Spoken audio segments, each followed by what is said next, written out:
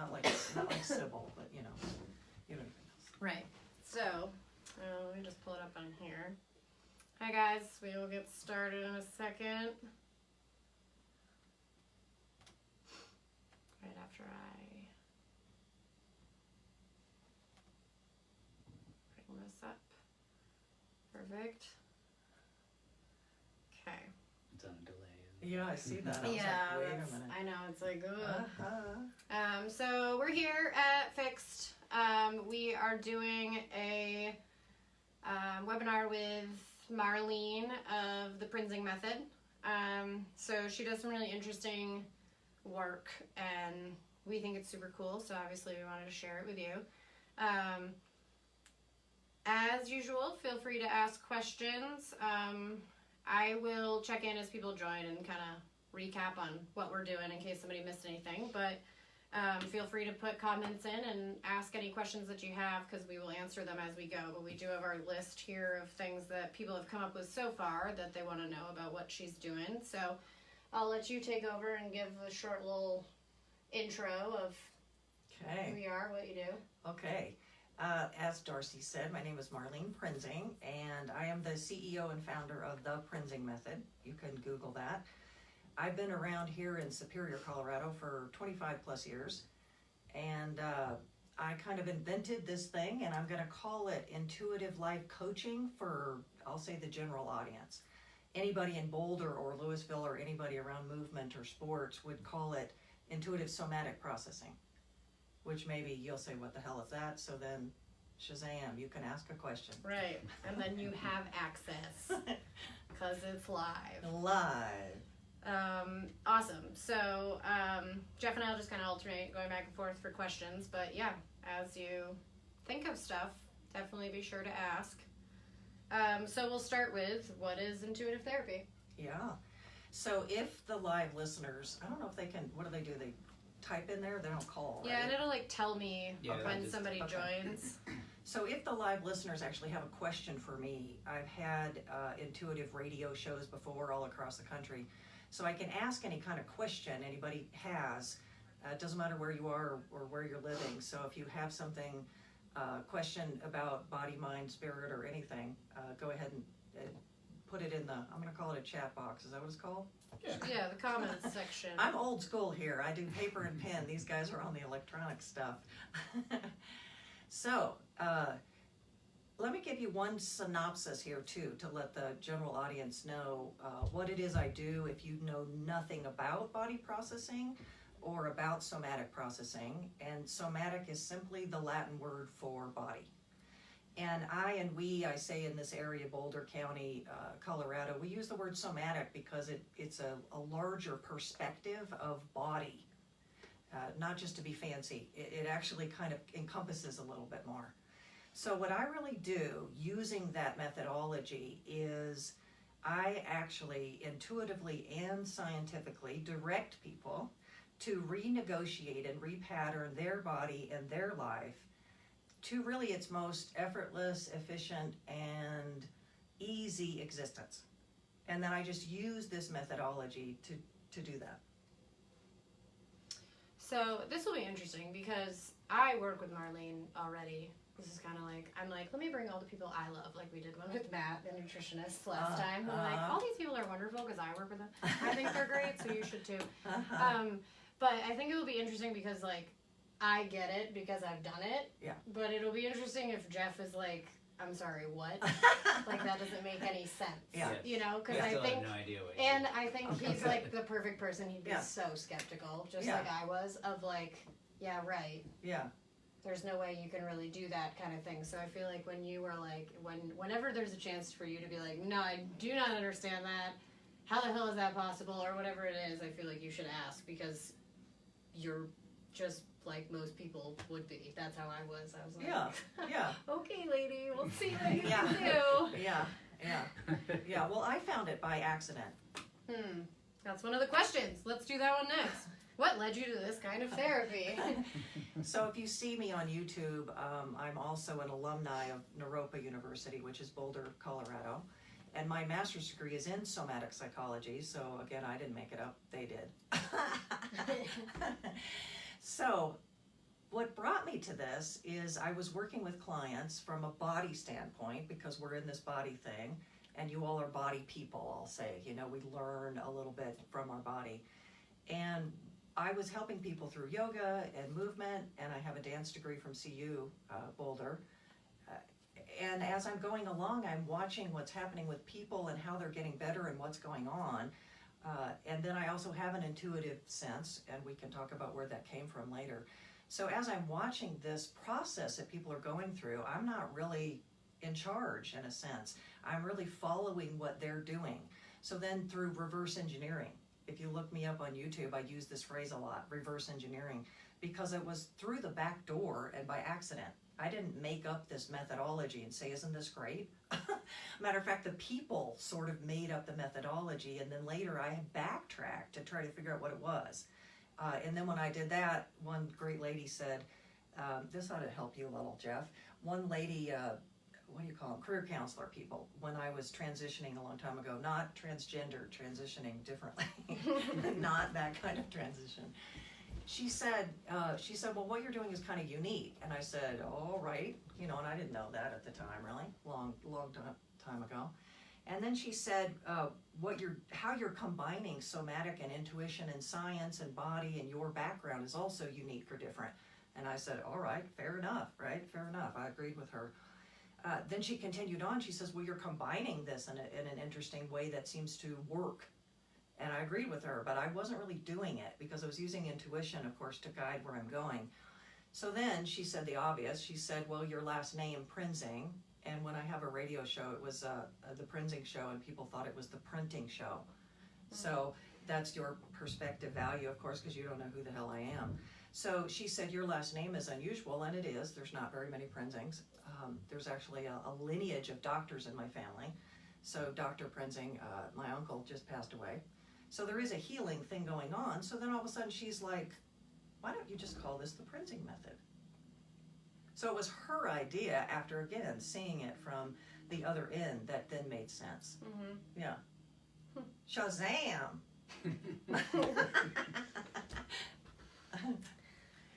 Yeah, go.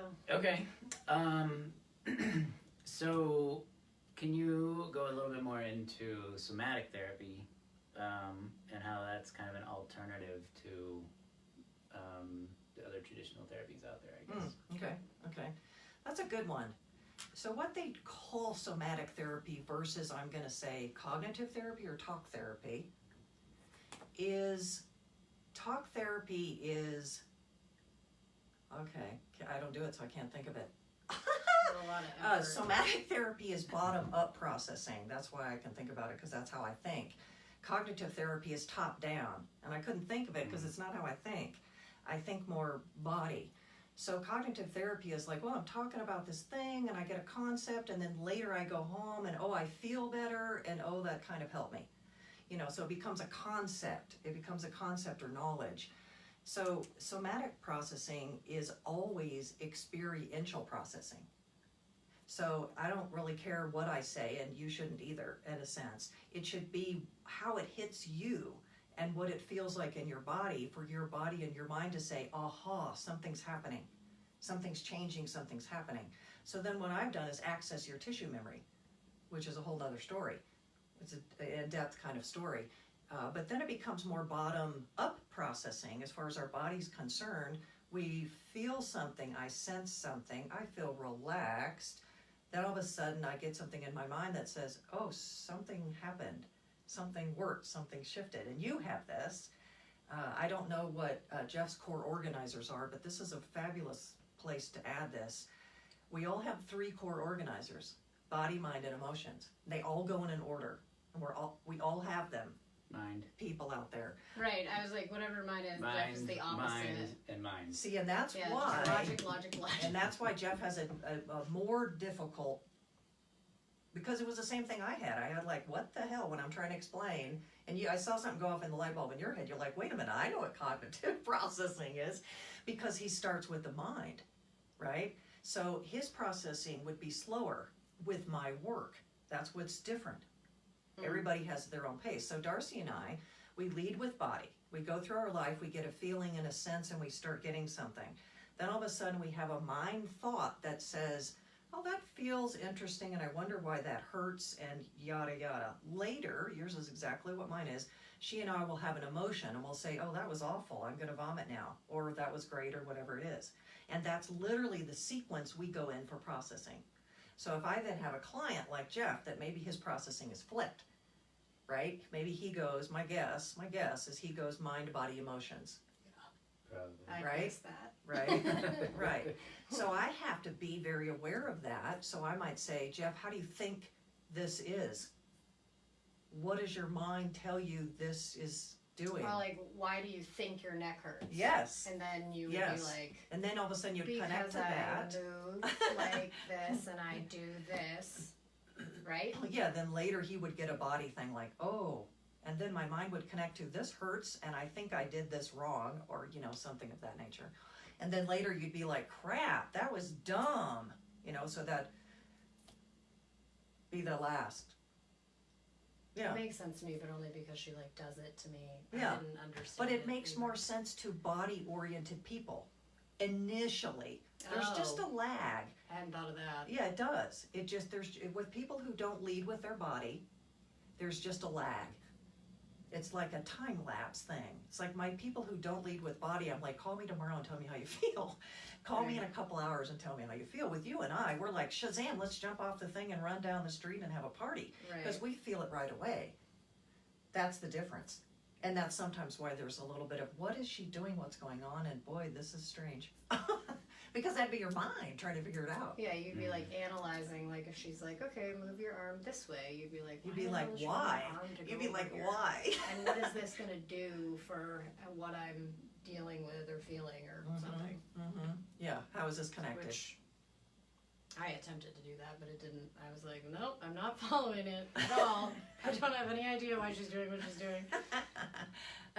Which leads us to, what is a session with you like? Yeah, and you know what that also leads is to tissue memory. It really leads to tissue memory. So I was actually born with a head injury. So that old theory of let's make, you know, lemonade out of lemons, is that what it is? You're the mind guy. You know, Yeah. do something good with what you're given, I guess, in a sense. So I don't know where yours came from. Well, maybe I do, but we don't need to say it now. But my intuition came from being hit on the head when I was in utero. It was December, and I was born in February. So my mother was in a car accident, and the theory is that my head hit the steering wheel when she was in a car accident, which I'm sure it did. So I have scar tissue over here, and that's how I get my intuition. I don't know how other people get it, but that's the hit on the head got it. So what that did, as a very young child, I was able to get information from people and things that other people were not. And I didn't know if I'd lost my mind or I was just from the wrong planet. You know, I didn't know what was going on because I thought, well, doesn't everybody get this? And I find out, of course, later they don't. So I have an ability to access and read and interpret your body tissue memory. So the theory is, no matter what's happened to you or me, this lifetime, or we can get really esoteric, or even a past lifetime, you carry it with you in the vehicle of the body. And I have the ability to access that in this weird I hit my head scenario, so that I can actually get words and phrases and sentences and pictures and information about you that you may not even have. And you know how that goes. Right. There you go. So let's back up. Because I feel like Jeff is like, okay, Yeah, he's crazy like, we're having a lady." voodoo party. Right. So let's back up to like, so we're in Boulder, right? Everybody's like some type of intuitive coach of some kind. So when I first met Marlene, it was kind of like, sure, give it a try. Like, you can try to help me with these things, but you know, you're just another life coach, because like I could throw one right now, I'm sure, and hit 7. Right. And not everybody is not everybody's doing what you're doing, obviously. And my thing that I've been trying to help Marlene with is trying to get people more with like my way of thinking or your way of thinking, to be able to hear what she does without immediately being like, bullshit. Yeah. Like, you know, Yeah. or like, you're crazy, or great, sure, intuition, here we go. Yeah. Because yeah. it's like so overdone in this area, Yeah. you know, or like any of the stuff related with like chakras and all of those wonderful Boulder things. So I think it's interesting because even when I hear you, I'm like, oh, I see how people would be like, yeah. again, like, Uh-huh. nope, you know, like I would have probably stopped listening already, you know, if I hadn't Yeah. experienced it so much. Yeah. Is someone tuning in? No. They should ask questions. I was just helping you. Yeah. Anybody? Okay, you guys thought can, someone you was guys tuning can in. ask things. Yeah, people are tuning in. Yeah. Yeah, so ask an intuitive Um, question. If we're at this point of, boy, that lady is strange. Yeah. Then so, test me. Yeah, test her. It's weird and blows people's minds, but it's not like weird voodoo stuff. She really does use a lot of science, and I think that's important. Like, that's what keeps me going. Like, sometimes she does really weird stuff, but then she's like, well, the science part of this is this, and then I'm like, okay, I can like that. That's okay with me. Yeah, that's the difference. Yeah. Yeah, that's the difference. And yeah. But I think, yeah, if you're on here and you're like, okay, crazy lady, then, you know, definitely put some comments on here, ask some questions, see, try to trick her. Exactly, try. Just go for ahead. it. It's weird. Maybe we're just gonna have Jeff do it if nobody's brave enough. That could be. That could be. Okay, back to the questions. Yes. This is what helps us Just- stay on Yeah. Track. Yes. So, Yes. can you describe like a typical session Okay. So in general? yeah. I see clients on Skype, Zoom, phone, and in person at my home office in Superior, Colorado. So I can literally physically get hands-on if I need to in my home office. Another way of phrasing what I do is I'm a mental and physical rehabilitation expert.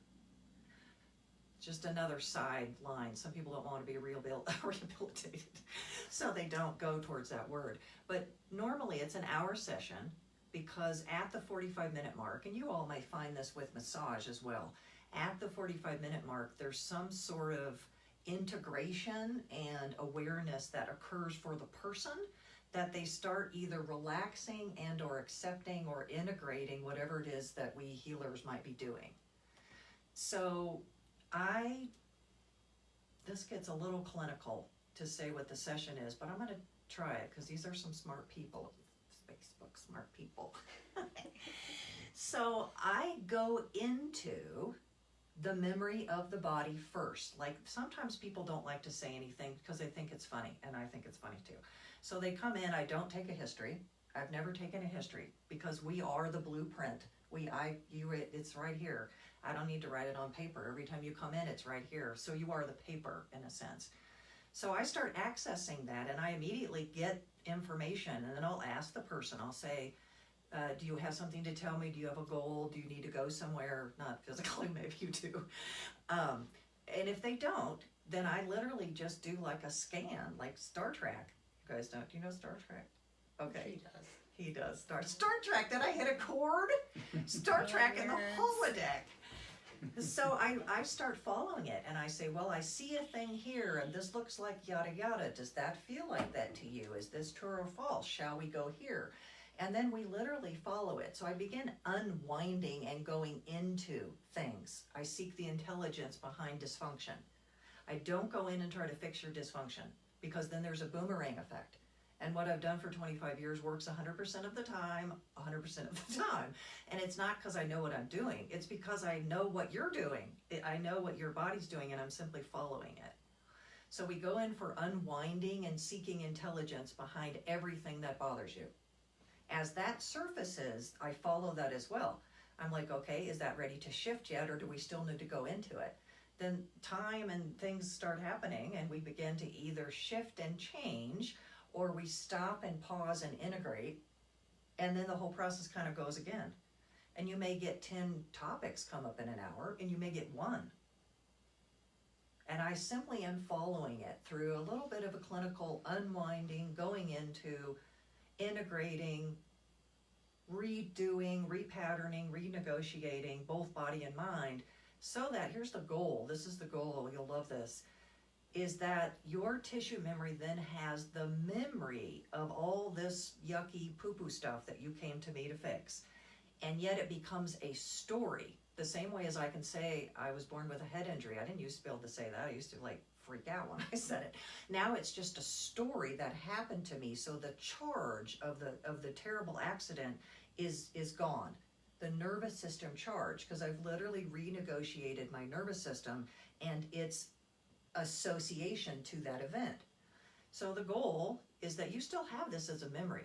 If you had this terrible life like I did, that I've turned upside down because that's what my purpose is in life, then I just have the memory of it, and I'm writing a book about it so you can all read it.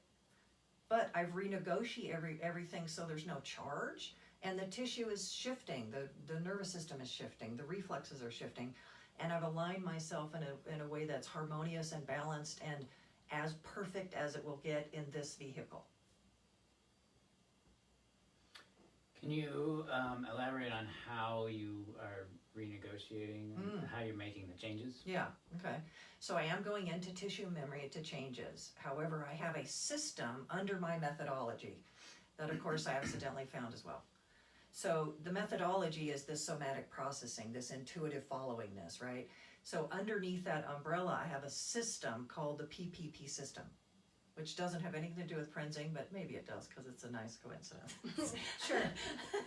But the system, again, I found by accident. The system is the physical body, the psychological body, and the physiological body. So as I'm looking at someone and reading and getting senses, using my sixth sense to gather information, I'm looking at all of those aspects. So she's taking each of those things. Like an assessment. I'll give you a really great example. I had a client on the phone yesterday. Of course, I don't know them, and of course, they're like freaking out. And they even say it. I'm freaking out now. I'm like, it's okay. You can freak out. So she had a disease. I won't mention it because I don't want to mention her name in case she sees this. And I was checking into those aspects. Now, most of the time, I find that a lot of people have a glitch in all three, sometimes in different sequences and different percentages, right? Hers was very fascinating because she has a physical disease, and yet I felt like she had her physical aspects of self-management under control, in balance in a sense, even though she had this physical disease. And then I checked into her psychology, and that was right on as well. She knew what to do, what not to do, what not to take in, not to, all the psychological components of healthiness. Now, what she was missing as far as her progression was the physiological component of what I picked up on was genetic makeup and a lack of a specific mineral, which was magnesium and a trace mineral, manganese. Then I got an information about why I can't access all this for some reason, so I referred her to 23andMe to get the medical genetic testing. Then I got images of her family, that there was some downline of something carried through, that if a couple of her family members got this, they would see the pattern. Then I recommended it to her to a book, Dr. Ben Lynch, Dirty Genes, which has to do with gene anomalies, genetic gene anomalies. And the theory of the book is that we can influence and shift receptors and tissue memory. The medical model says, no, you can't, you're dead, diseased, and you're through. But that's not everybody's model, nor is it mine. And nor have I had that experience. Okay, So what? Oh no! So what? So, yeah, you go. So once you've identified the glitch, Yeah. or something, so so what are you doing during the session to then make a change? Yeah, so he's still asking me. I get it. So this could vary. That's true though. I wouldn't have followed any of this. Okay, you're right. You got it. You don't. got me. Right. So in case anybody's just joining us, we're trying really hard to explain what Marlene does. And we're all having a difficult problem. Yeah. But let me go back to the hub for this question, which is I intuitively and scientifically direct people to renegotiate and repattern their life and their body to its most effortless, efficient, and happy, enthusiastic existence. So how am I doing it? I may physically go in and manipulate the body. That may be one way. I literally may do that. And that's I don't have to do that. And if someone has a problem with touch and that's not going to work, I'm surely not going to do it. Number 2, I might track symptomatology or pain patterns in every regard, and then I stop and do an intervention to disrupt a pattern, and then I may add in. So, so coupling and uncoupling. Nice! Look at her go. But I think like that helps me understand it, because there's a lot of times where she'll like see the glitch and it's like, oh, that's not coupled right. Let's uncouple it, like get that nervous system pattern Changed. out, and then let's recouple it correctly so that it's smooth and not some weird. Yes, so let's how to use, explain this that is word. awesome. Let's use Pavlovian association. Everyone knows that. Well, most everyone knows it. Yeah. Associative patterns that get stuck in people's body, like food equals vomit. That would be somebody who has an eating disorder. They have coupled unhealthfully an association with food that equals yuckiness, which it never should be like that. That's not why we eat. So that's a perfect example. Mm-hmm. So I identify it, and where it's glitching and where it's coupled, we bring the elephant in the room, we announce it as awareness, and that's where we start the renegotiation process. And then when we do, we stop, integrate, and then we add in something else, and not till we're ready either, right? Well, my goal would be to add in food is healthy. But if I'm in the hour, and at the end of the hour they still want to vomit because of the association with food, it's not ready. So I have to follow the timing of when that comes up, and or I may segue to another aspect because that's too direct. Because it's kind of like peeling back the layers, like what we do with muscle tissue, except for she's doing it with like the nervous system. And the whole body, everything. This might be the most interesting webinar we do. This is the most interesting webinar do. I'm like, you know I'm not crazy. You can still think she's crazy, but you know I'm not. And I'm like, no, for real. This stuff does No, for things. real. Like, but it's really funny to listen to this, because if It I were you, is. I'd be like, Yeah, ha! yeah. Like, okay, whatever, guys. Go Give her ahead a with scarlet your letter craziness. and burn her at the stake. Because I Um, would be a witch back in the day. That's what I still I mean, I literally describe would. her as a modern day witch. Yeah. That's So would we. Yeah. We're both left-handed. Yeah. right. Yeah, see? So, Yeah. Okay. You mostly answered my question. I guess what I was looking for is Concrete. Methods. You're looking Like- for something yeah, like concrete. is it so? I mean, you're talking about somatic therapy. So is there a lot of motion involved? Are you having the client do movements? Not really. I want movement to occur. So this is a really great Oh. question.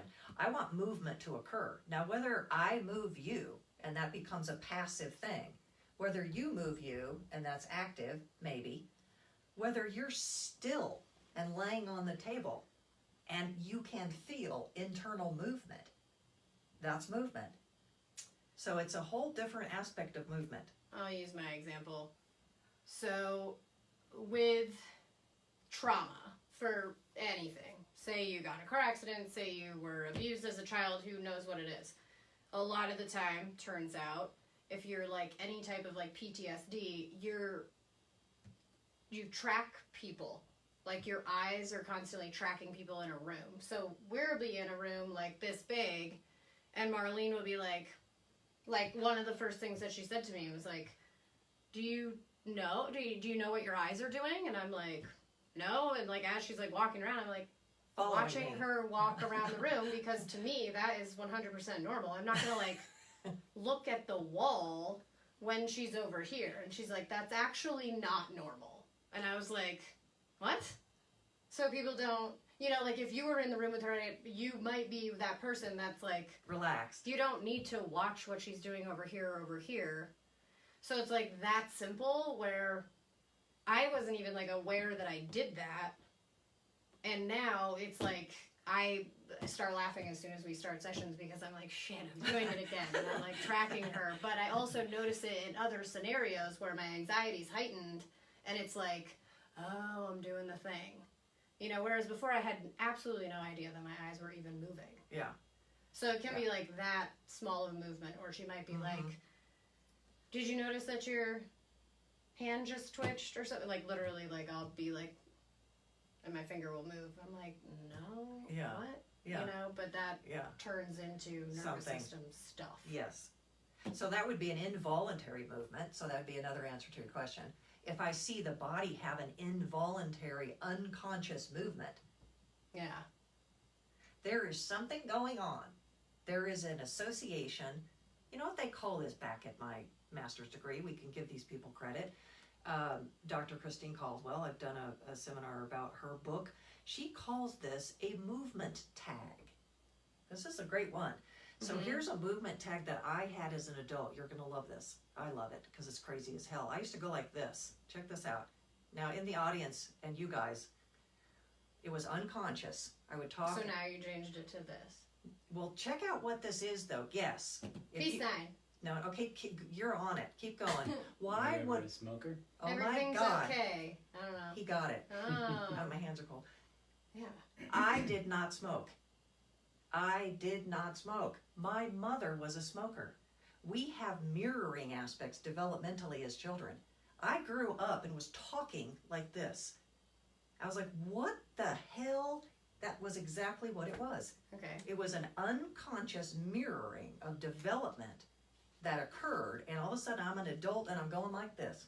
I'd also roll down the window and start coughing. And I renegotiated that. I no longer roll down the window and I no longer cough, and you've never seen me talk like that. Because I've renegotiated whatever that was. It surely wasn't good. Right. So, and to me, that means like she like uncoupled it and like found a better healthy pattern for the nervous system so that didn't happen. Yeah. Yeah. Redid it, renegotiated it, gave it a new association, and because I don't do it, so maybe there's no association. Maybe the association just dissipated. You know, there's all kinds of different things that can happen. That's the deal. That's why it's a little bit confusing.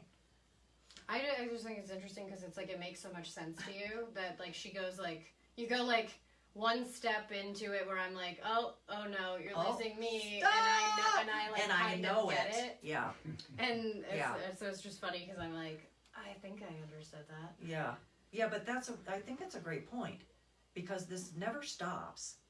It never stops as long as we're in this body. Your body is bigger than any onion you have ever found. And I think of the body like that, as an onion. And you've even said it, let's peel off that next onion. Mm-hmm. It just never stops. Because as I evolve, something else is going to happen. So I've had clients with me for 20 plus years, and they're like, oh, are they crazy? No, they've just had life circumstances that then bring them back. It's like yoga. I also teach yoga. There's 800,000 hatha yoga poses. When I find a student that has a natural yoga pose that looks simple and effortless and easy and their body is doing it, the first thing they say is, am I doing it wrong? Like, no, you're doing it right because it's easy. Then the goal is there's 799,000 more yoga poses. The goal for their lifetime is to make that one simple, effortless pose be exactly like all of the other 799,000 poses. Good luck, people. But that's exactly what my work is like. You can't stop it. It's just, and I have people too that are on the edge of ascension and they know it. They're like, wait, I'm planning my death. I know it's my last death. I need to push this stuff up so I can get out of here and do it good. So I mean, my goal, my huge ascension goal for the planet would be that you have a good birth and a good death. So my whole life I'm renegotiating everything because mine started out the crappiest. And you Facebook people can challenge me. I know. I wish one of you would ask a question. Come on, people. Ask a question. Any question. Write it on the thing over here. I mean, I can't do it. That would be cheating. That would be cheating. That would be cheating. Come on, people. Ask your questions. We're gonna ask one of these questions. Yeah, ask in this the one. meantime. Let's do. Let's see. I always like to customize these a little bit based on what we've Right. already talked about. So the question is, how does your work benefit mental well-being? And I guess I would add on, is that primarily why people are coming to you with a mental issue? I'd say no, that's not primarily why people come to me. I think they go to psychotherapists, psychologists, psychiatrists, Cognitive therapists. if they're going to Right. fix their psychology. It fools them sometimes because they come in for some other reason and we have to bring that stuff up because it's connected. But I'd say no to that first question. People don't come to me because their psychology is screwed up. Not really. I mean, their life might be screwed up in turn. So maybe if they have something that's like in the way, would that be a better? Yeah, You know. other people have asked me this question, and it shouldn't be this way, but it is for the moment. People come to me when they're really, really, really frustrated. Right. That's, We can relate with that. I mean, they do, and I get post-surgery, I get pre-surgery, I get accidents, I get cancer, I get trauma, I get war, I get debilitating diseases, I get death, people come to me when they're at their wit's end. It really shouldn't be that way. And I have a few people who have come to me for the whole purpose of ascension and evolving, knowing that in and of itself creates a perfect balance within the body so that they live the life in balance. So I have a few, I think that's my next thing, by the way, as far as attracting clients, is attracting people who really want to live a good life up until the last minute. And the last minute is terrible. No, Just no, you're funny. You know, I know, right? I got a last minute image now. Somebody was talking about jumping off the mountain with those fly suits. Is that what it's called? Oh, the like. The bird suits, the wing suits, wing suits, right? And the first image I got was, because my goal is to definitely make my death better than my birth, because it sucked. It was bad. I've spent my whole, can I cuss on Facebook? Yeah. Damn life trying to fix As far it. as I can tell. Right? Before they cut the whole thing, because Right. she used that word. Okay. So they had this thing of the wingsuit, and the first thing I got, and someone else got it. I was so great. She's like, oh, I know what you'll do. You'll put rhinestones and diamonds and sparkles and stuff on the wingsuit. And I said, yeah, and I'm jumping off the highest cliff and making sure that there's concrete down there. If I somehow had control and knew the day, wouldn't it be great if you could plan it like a birthday party? No. But, you know, that's I mean, just me. that's like the biggest part of making, well, here's the other option. You're decrepit and you're losing your faculties and you're Oh, okay, shrinking. yeah. I guess you see what I'm saying I see here? what you're saying. And then that takes over and you're miserable for your last 30 years of your life. I'm like, I'm just so not going to do that. Right. Right? And I think we're at a time now, actually, in history, that I think people are finally kind of asking this question. Like, maybe I can go to her before I get sick. Maybe I can go to her before I get an accident. Maybe I can go to her before I get a divorce. You know, I think I'm right at this turning point of history and people having that sense. Let's do this before tragedy, so that we can actually prevent it or circumvent it, as they would say in Ayurvedic astrology. If you have the information, the knowledge, the awareness, you could see it coming. Right. So I would relate that with like what we do. Like we are constantly trying to get people to, you know, take care of their body before there's a problem. Or, you know, don't wait until stuff hurts and do stuff beforehand. It's like that same thing of like, Yeah. you know, don't wait till it's a disaster. You know, take care of it, you know, just like you would change the oil in your car. You know, Yeah. that same thing. Yeah. Yeah. You shouldn't already be a disaster by the time you seek any form of therapy. And that's, see, so this is all of now we're in communion here. Right, but that's so true. It's like, you know, and that's 'Cause it usually is. when it happens. I mean, Well, that's the stigma, right? Yeah. right. You know, Yeah, well, If you're healthy, you don't need therapy. yeah, Right. yeah, But how are you going to right, stay healthy? right. Right. It's also a pain and pleasure principle, which is just embedded in psychology. I'm not going to them until I'm really screwed up and have a lot of pain. Mm-hmm. Because pain leads us, unfortunately, a little bit more than pleasure. It's fun, but I can go to sleep. It hurts, I can't go to sleep. Oh my God, that helps me to not be so frustrated with people. Just even Because remembering pain can be stronger. Right. It's That's all true. advertising, right? They do the drug thing on the commercial with all the things that are going to be side effects and how it's going to make you all crappy. But the whole commercial is about we're good, Sunshine and flowers. we're sunshine and flowers, and Right. all this pain that you had related to this thing is going away. Now, whether you get 10 more related pain Right. things, they don't even care because the one you've had forever is going to be gone, and there'll be sunshine and flowers and stuff. So maybe that's a new sort of movement, you know, for all of us in the healing industry, is to educate and to empower and get to the apex or the shift or the transition or the teeter-totter of where I feel like we're at in history as far as a species. To say, Right. wait a minute, can we think of this before? As opposed to after. Right. Yeah. Cool tangent. Right. How does talking benefit or change how my body feels physically? Which I think is a very interesting question, because I would say, like, I did a gazillion years of talk therapy and I didn't get anywhere.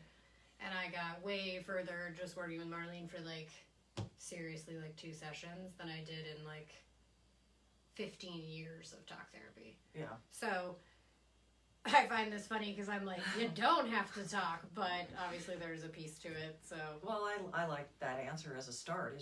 Is really you don't, in a sense. You can say yes or no, true or false. Does that fit? Okay, let's go. Let's move on. Yeah. So what happens? I'm going to use PTSD as an example, and veterans, war veterans. They're the biggest population of PTSD. And here, boy, talk about educate. They're still doing talk therapy for the veterans that have PTSD, and it just who don't want to talk about it. who don't want to talk about it and shouldn't be talking about it. Right. So here's what happens. This is scientific theory. You talk about the story first, you're relieved. You're like, oh God, someone heard me. Thank God there's a witness. I'm not alone. They realize what I went through. Number 2, you tell the story to someone else and it's like, okay, it's not so big. Someone else already knows and I'm sort of okay. Now this is interesting. The third time you retell a traumatic story, it internalizes and re-traumatizes. So good luck with your talk therapy. If you're talking about something traumatic, it will come in and in and in and in and in. And then that's when they come to me when I have to like dig it out and dig it out and dig it out. So it's unfortunate, and that's another thing of my list is to somehow get the veterans hospital to realize that this talk therapy is re-traumatizing. That's huge. Yeah, I mean, That's I agree. huge. It's just like, it's a big one. It's huge, yeah.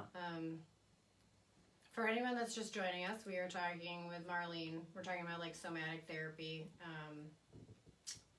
And we're just going to keep going. Good luck. It's a confusing topic. We're in the rabbit hole. Yeah, we're in the rabbit hole for We sure. took the color of the pill. I feel like my goal for just this webinar could just be for Jeff to be like, to understand it, right? yeah, to like understand it, or to even be like, okay, there's some validity there. Like, I don't know, because I don't know, it just makes sense to me that, like, you're skeptical, which is, but it's like, you can convince Jeff, you can convince anyone. I think. Well, we could read him if he wants me to. You could. As long Okay. as he's not embarrassed. Yeah, so I know, I was like, I don't know, Jeff. She makes me cry a lot, and I don't know why. it could be a crying session. So here's what's happening. Is that a question? No, they're just popping up over there. Mm-hmm. So here's what's happening with Jeff. If you want to rewind what you all just saw and what I just sensed, because it is revealing, it's making him nervous. His pen's going all over the damn place. It's annoying when she'll notice that, like... So there's 2 things that happen with Jeff. when Darcy suggested the idea of let's have Marlene read Jeff, because he's a little bit of a skeptic, because he is so smart and he has a mindy thing. So he doesn't do a lot of body stuff. So his understanding of what I do is a little on the opposite end of the spectrum. So he had a split, even with the concept of let's have Marlene read Jeff, which I would hope that he would, because he's skeptical and he needs to have a defense mechanism. We have defense mechanisms to be safe. His mind said, oh yeah, that's great shit. His body was like, F, F, F. So there was like a split between the mind and the body. The body wanted to run out the door and throw the pen and get the hell out of this room. And the mind was like, this is interesting, but don't direct it towards me. And then he confirmed it by saying, this better not be embarrassing. So, Right. so the whole process already began. And it's that simple. And it becomes that revealing. Mm-hmm. Should I go more or should we stop? You can go more. Yeah, let's do it. Oh, good. We can go more. We can go more. So we're going to go more here. It made me, I mean, it kind of made me think of something that I've Yeah, always... see? And that's what happens, people. Yeah, that is. That's how this turns into, like, you think you're going down a rabbit hole, and somehow she, like, brings goes it back somewhere around, else. and you're like, oh. Uh-huh. Yes. Well, I mean, I've just always found it funny that I'm so logical, and I pride myself in being very cerebral. But here I am as a massage therapist, Dealing with working people's with bodies. my hands on people's bodies, and then telling me that I always know the right spots to work on, and I don't know, it just made me think of that. Yeah, so he's Well, got it. and yeah, and that's like what I think is so interesting is that, like, obviously you have to have a certain amount of intuition to be as good as you are at what you do. But you don't see it like that. Like, you see it as, like, I'm working these muscles because of this reason for this way. You know, but it, like, has to have some type of intuition, whereas I'm the opposite. There, people are like, well, why that? And I'm like, just because, I know what I'm doing, don't worry about it.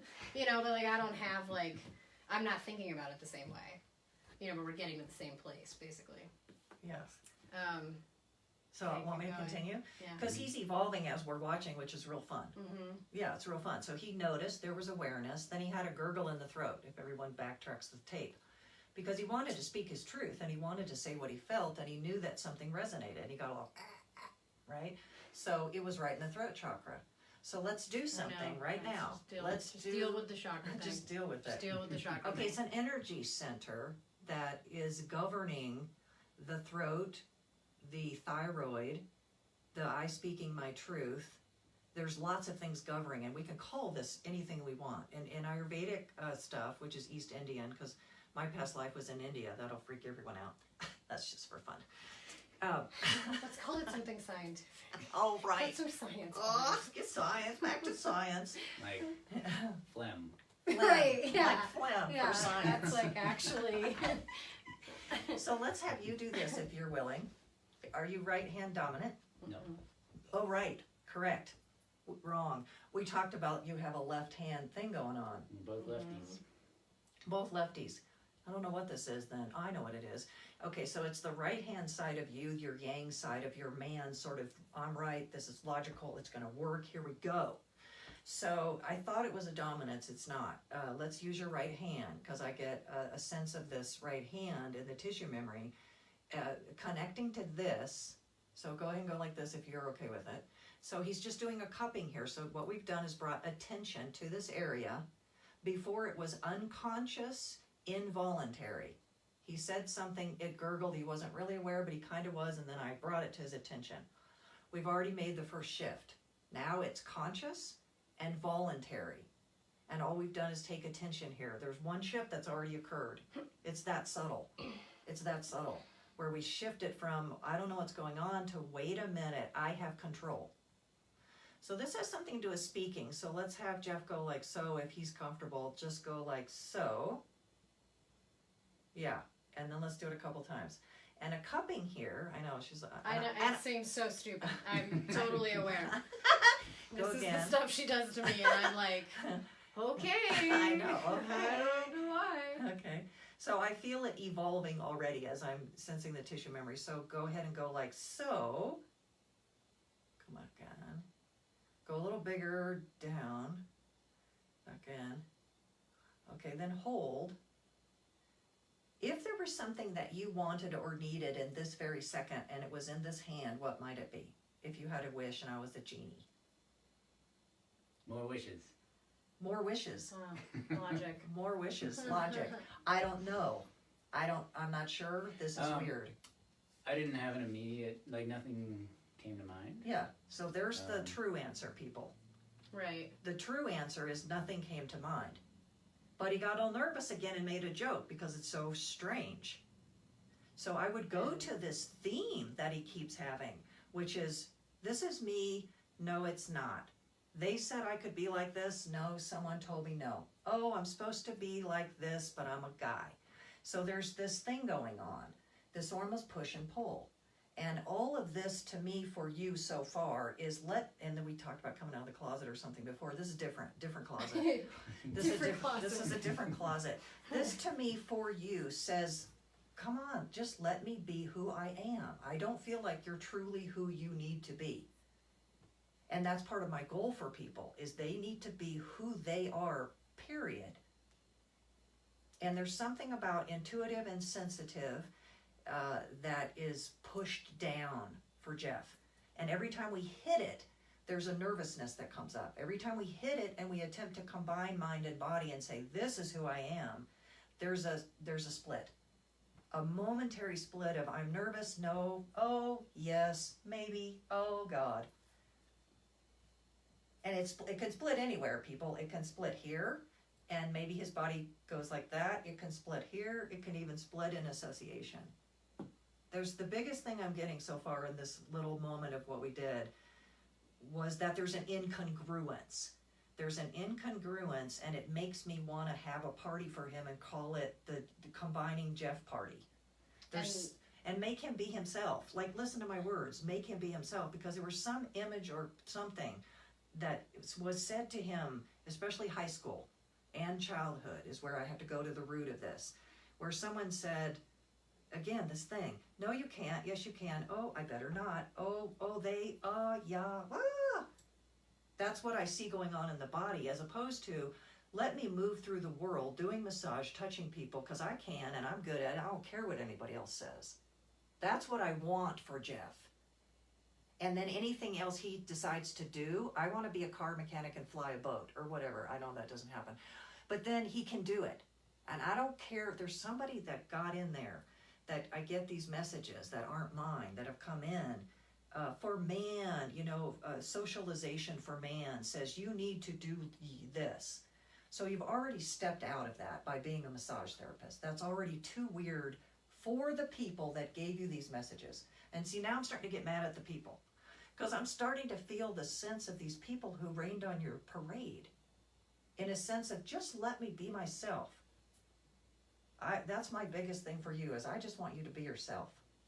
And I don't even think you know what that is yet. In its fullness. And I have to use the transgender gay people because, man, when they figure out that that's who they are, man, they're having a party. And you can't help but love them. It's true. It's almost that like is true. they celebrate this special it. realization that, and they're like, I'm me. This is me. Yes, see? Right. So I use the extreme as an example for you, which is, and this is again a global thing. I want everybody to be who they are. Here's a statistic. 80% of people, now I'm getting all choked up, really, because it makes me crazy, because it's part of my goal. 80% of people are in the wrong job in the United States. Yeah, I can get down with that. 80%, which means only 20% of us are in congruence with who we are as people. Yeah. I mean, can you imagine how the world would change if we flipped that percentage? But isn't some of that just logistics? Some of it is.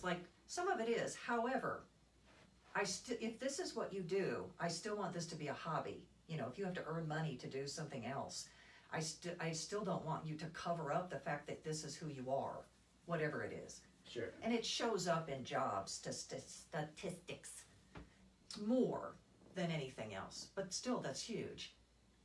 80%.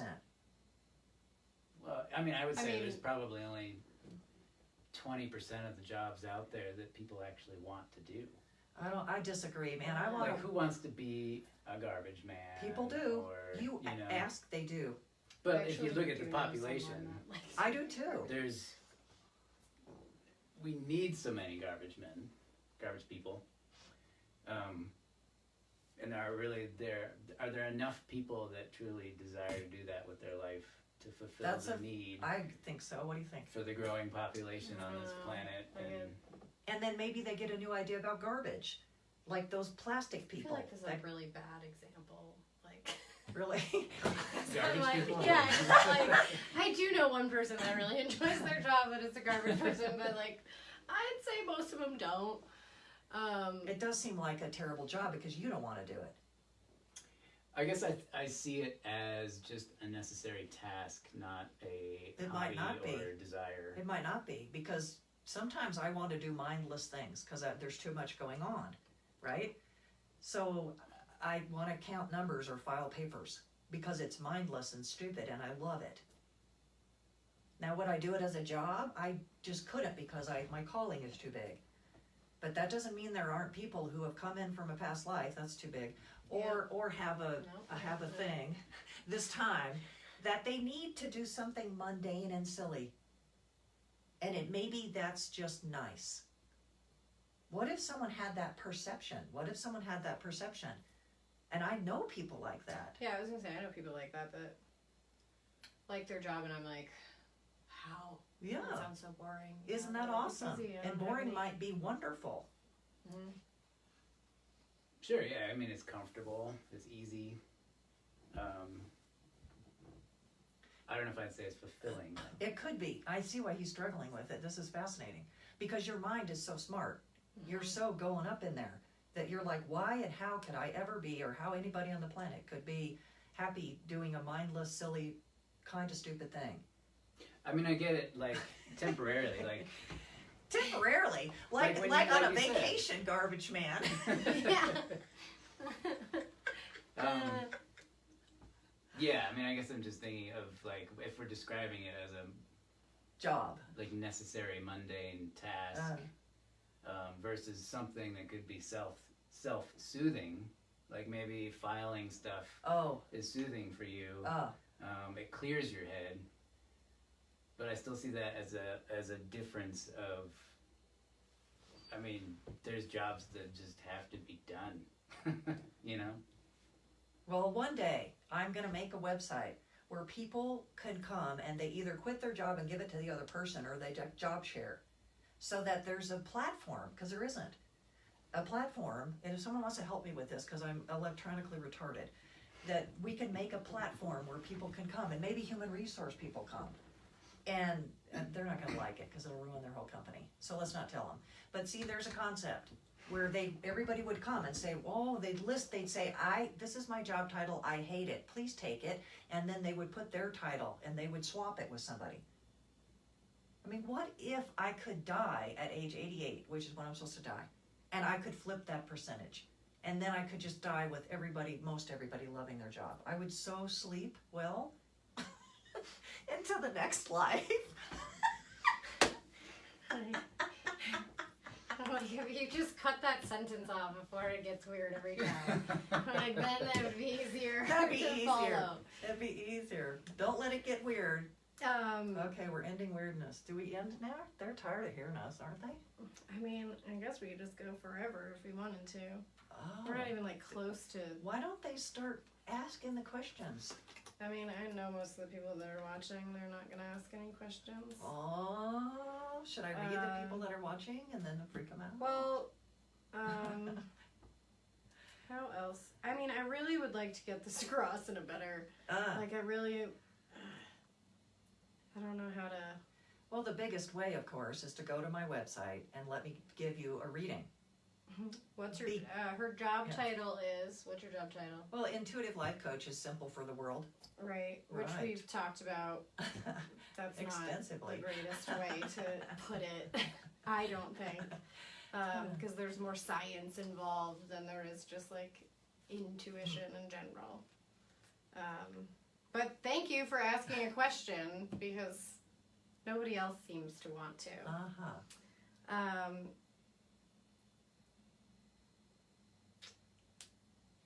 Do you have a target audience or people you like working with? Yeah, it doesn't matter who they are. I even work with animals. Oh, that just gets a little don't crazy. go there. Don't go there. Don't go there.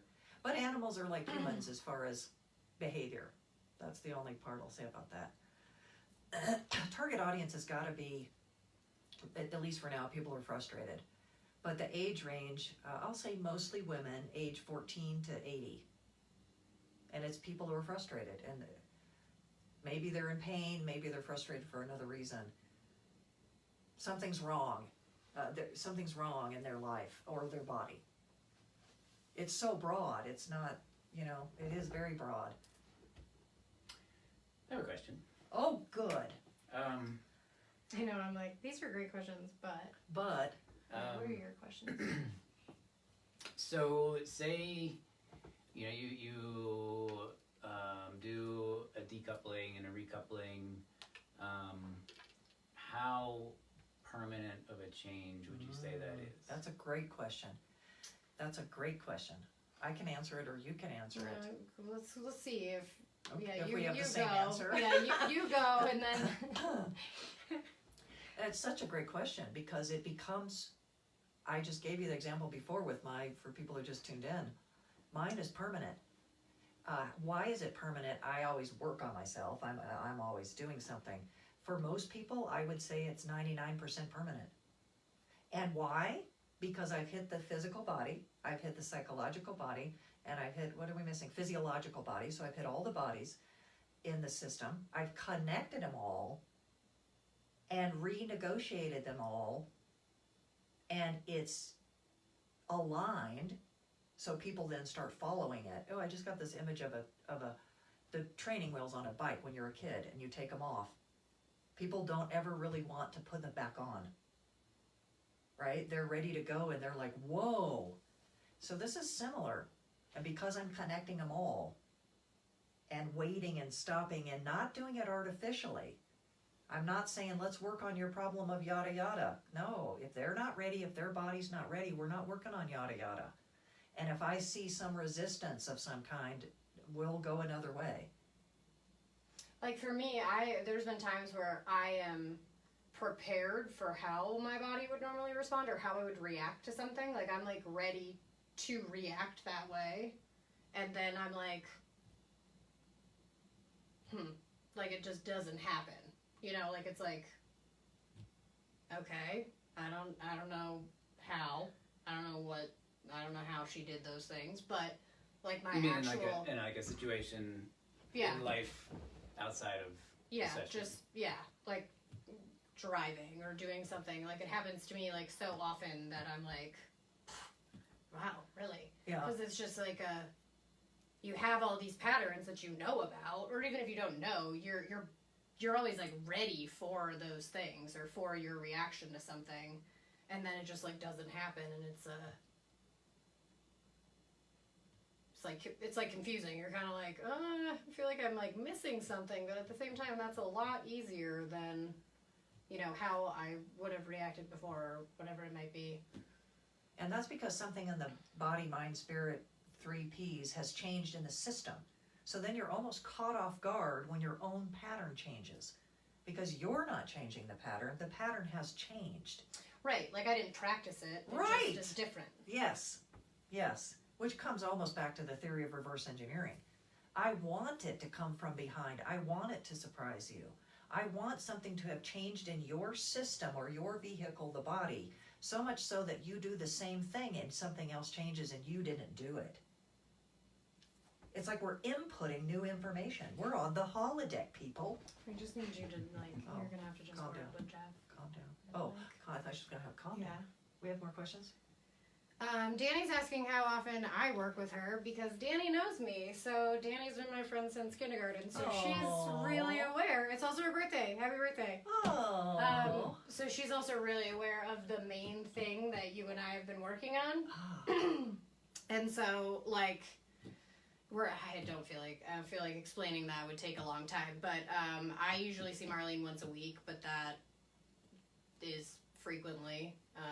I mean, I'd see her every day if I could, but I'd run out of money, and also Time. she won't let me.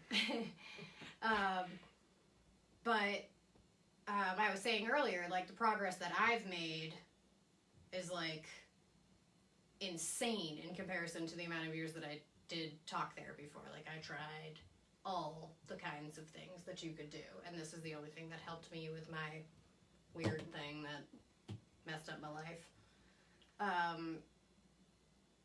I can answer more of this frequent question if you Yeah. want me to. Because that's a really good question. People ask me that. And I'll have to give you again the spectrum, which is I've had people come to me once for a phone reading and I never talked to them again. And there's a feeling of that's all they needed. I'm like, run with that, have a nice day. Then I have people who are with me 20 years and kind of come back at different places in their lifetime. So currently, I'd say most of my client base comes to me once a week. I have a couple people who come once every 3 weeks. I have a couple people that come once a month. And then if I have people in crisis, I've had them come twice or 3 times in a week.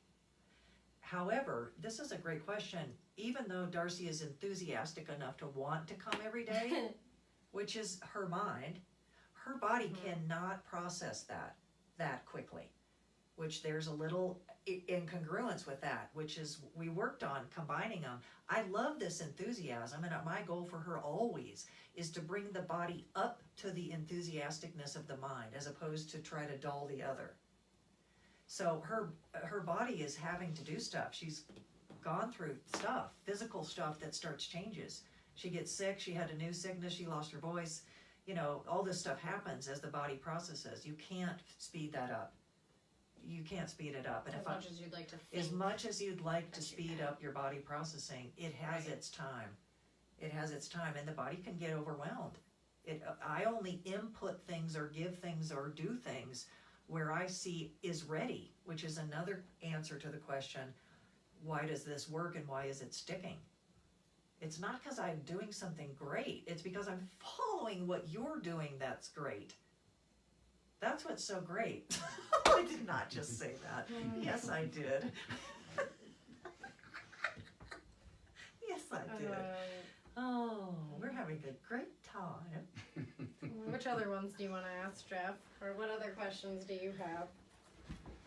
I mean, I can have a million questions. I know. I'm like, The biggest I was answer a the biggest answer to his question is it has to be experiential. And I gave him a tidbit. It's gonna wait a while because it's gonna wait till it gets to his body and mind, and he'll drive home and something's gonna happen, but not here. it's really obnoxious. He tells me that a lot. And we just did 3 minutes. We did 3 minutes. That's all that I felt we could or should have done. And then when you kind of relax and you go through your mind, and then your body kind of settles and your emotions kind of come up, you'll get a light bulb moment before you go to sleep today.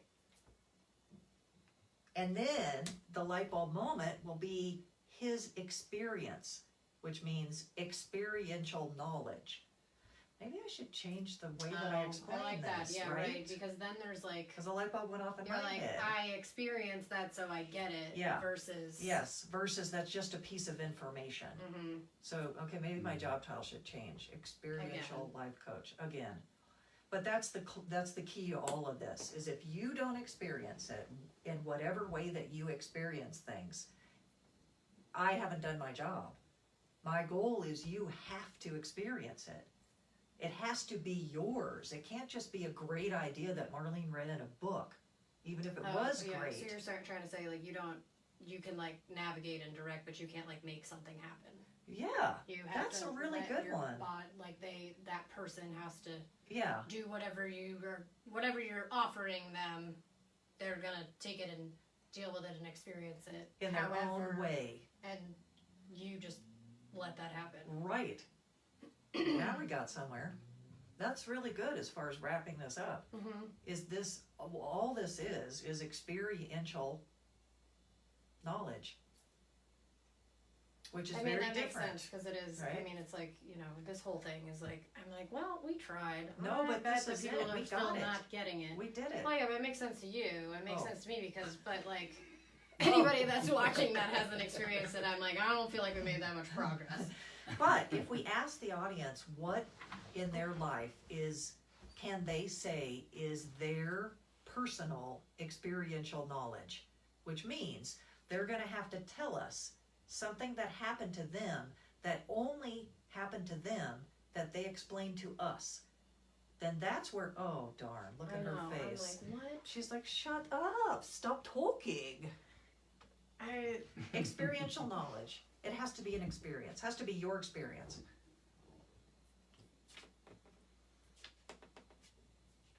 Okay.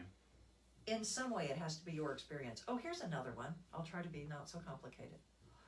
There is a theory, a scientific theory, There that we go. we cannot attract or do what we haven't already experienced. And at some level, that's really true.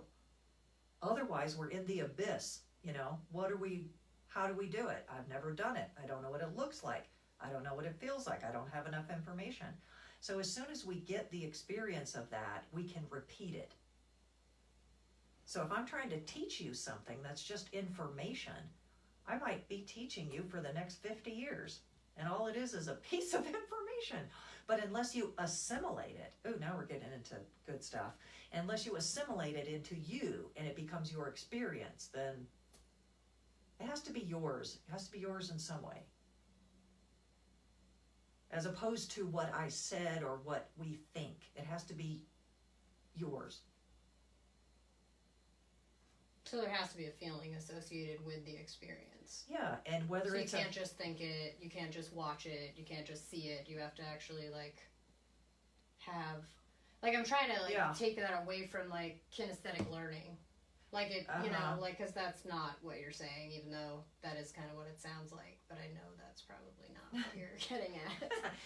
Well, when she says feeling, of course I get, there's got to be an emotion and it's got to be yours and it's got to be your perceptive response. It's yours. It's got to be through your lens. If she says feeling, I, of course, automatically think felt sense, which is the terminology we use for body. Now, because all of us have one thing in common, we're here in a body. My personal theory is it has to be a felt sense of yours. Whether or not your core organizers are different, whether or not you're a mind brainiac, for me, my theory is if you don't experience a felt sense, visceral sensation in your body, it's not an experience. It's just a thought or a feeling. But if you experience the thought or feeling as a visceral thing, it's an experience. So to me, I'd have to define it as it has to be in the vehicle that we all share. I mean, there's got to be a reason we came in this thing. I mean, that makes sense to me. Right? That's got to be the one component that's the same. If it's an experience, it's got to be in your body's tissue as the experience. So would you say through your sessions you kind of try to elicit an experience in some way? No, not at all. Because that sounds bad. I was like, what? No, that No, sounds not shit. good. That sounds not good to me. It just sounds not good. Because if I'm trying to do something artificial and elicit an experience, that just feels evasive. So That feels evasive. So you're saying no, because she doesn't have an expectation.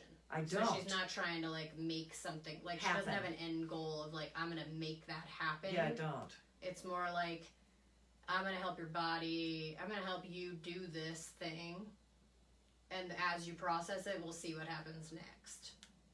A response kind of will come up. For us, it's we get through the first layer of tightness, and it's okay, well, there's okay, now next we're gonna do this. We'll work the glutes and then the hamstring or whatever it is based on how it responds. Sometimes I move from okay, not responding, not letting me in. I'm going to go try working this opposite shoulder for a minute and see if that makes it happen. there's an answer to the next question, which is how does my work, what's it called, work with? You're a word man. Oh yeah, how Synergistic does or- your stuff go with what we do? Yeah, so Darcy has sent me people because she is aware that she's going into the muscular pattern and it's not changing. Right. Or there's a block, or there's something not doing anatomically, scientifically what it should. Well, what's going on? Well, there's either a feeling in there that's stuck, or there's something else stuck in there, or there's a pattern in there that's screwed up. There's an associated pattern. And I'm not the first one to think of this. Where I got my master's degree, our internships during our program of somatic psychology, somatic therapy, was at the Rolfing Institute in Boulder and at massage places because of the very reason that there's tissue memory stored in the body. So if you're going in and only working the physicality of the body and somehow you cannot get this person to their optimum functioning in the given body they're given on this planet this day, something else is going on. And there is usually an associative something else that's stuck in the memory that then cycles, and then everything fires and misfires and fires and yucky yuckies. Yucky yuckies. Yucky yuckies. Super technical term. So sorry. We better go back to science. Yeah. Do you ever find it going the opposite direction where you're working with someone and you're like, they need someone to work out their tissue or something like that? Oh, yes. That's a good question. Yes. If it's out of my spectrum and it becomes medical or something else, yes. Matter of fact, I had a client recently have a medical sort of emergency right in the middle of it all. And I got to the point where we could calm the nervous system and get her, but her body was going into medical crisis. So I obviously referred her back to the doctor. Not permanently, but yes, so yes, that has happened. And I can tell the difference if it gets beyond my scope, right? Maybe they do need something, just like earlier I referred a lady, magnesium and manganese, had something to do with her nervous system. That's easy, you can go get it at the store. But if it's something more complicated, I may refer them to a person that has a specialty in that well, like the other beginning, comes back to the beginning again. This other lady I picked up on had a genetic anomaly. Well, I really can't fix a genetic anomaly. However, genetic anomalies can be influenced. They can be turned on and off. The receptors can be changed. They can become more fluid. I'm not going to fix the genetic makeup, but they can be influenced. So then I referred her to the book, who the man has the theory about how to influence genetic makeup. So yes, if it becomes outside my scope, we add on. Yeah. Yay. Darcy's like, I'm not super impressed with how well we did with explaining it, but that's okay. Sometimes you just have to have a really meta discussion. Philosophical, metaphysical. Yeah, I would say like anybody that watches this, if you make it through it, because you might get a little lost in our tangents, but you know, if you're feeling like, no, I would like you to do more on that, and now I have questions, like we can do another one of these with you, because clearly this is a topic that we could cover for a very long time. For a millennial. So you guys can go to our website and just grab our email and contact us and let us know. I mean, now we're like on it, so I could just keep talking. I'm like, do you want to ask another question? We're like the audience is getting a like, brain we didn't problem. get through all of these questions anyway, so. Yeah, I mean, some of these questions are just more specific to, I don't know, more of just the format of your business. Like, you know, how often do people see you? How many sessions typically does someone need? We kind of went over that stuff. Yeah. Are some people not affected at all? No, because we're people and we're in bodies. I've never had that happen. I've done this more than 25 years. I started when I was 4, not as a job. But when I was 4 years old, I got a message. You know, I don't know how that happened, but I got a message or an idea, and I said, I'm going to spend the rest of my life trying not to do this because my parents were crazy.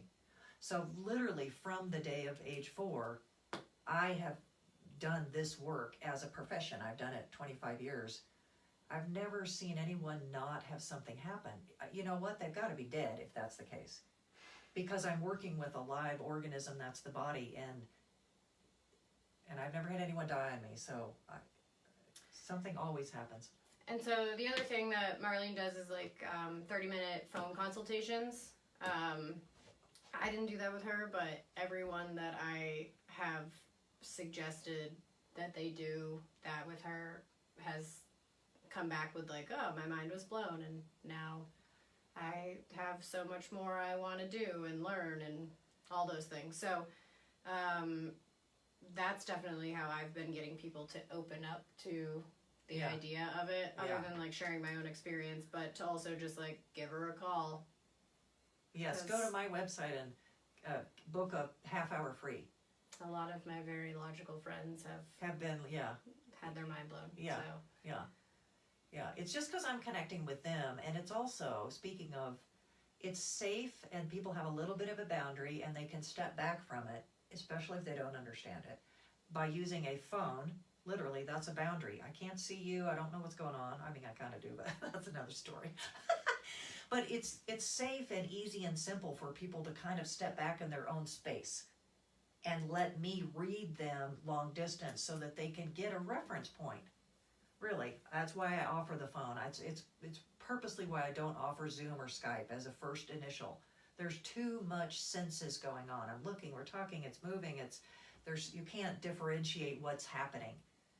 Mm-hmm. So the phone is just so simple, it cuts out any kind of visual acuity and lets people just sort of sit with what they're hearing.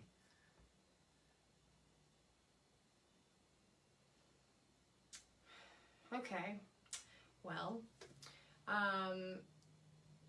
so her website is theprinzingmethod.com. So that's PRINZING. And let's see what else. Yeah, thanks for joining. Thank you. If you guys want us to do another one on this crazy topic, then we totally can. So let us know. Or we can do readings on the Facebook, just same as I do on like radio. Exactly. Or we can do one. Yeah, we will do that next time. You know what Maybe. we That could do would is be a just fun one. call it. That's why people don't get it. We'll call it Intuitive Readings Live on Facebook. Okay. Don't you love it, Jeff? We'll do that. We'll do that next time. Intuitive Readings Live on Facebook. And obviously, Just don't forget practice. about us, Fixt Movement. Don't forget about these we're guys. We're the important people that do these for you. And yes, be sure to contact us if you want us to do more, but we probably will have to do that just to... We'll have to do the somebody will readings have for to- fun, right? Yes, I Yeah. think so. Might have to just do it anyway for our own Yeah. enjoyment. Yeah, right. For our own entertainment. Anything you guys want to add? No. Thanks Alright. for talking with us. Thank you. Thank you. Thank you guys for listening. Hopefully you got a little bit of insight on how what she does works.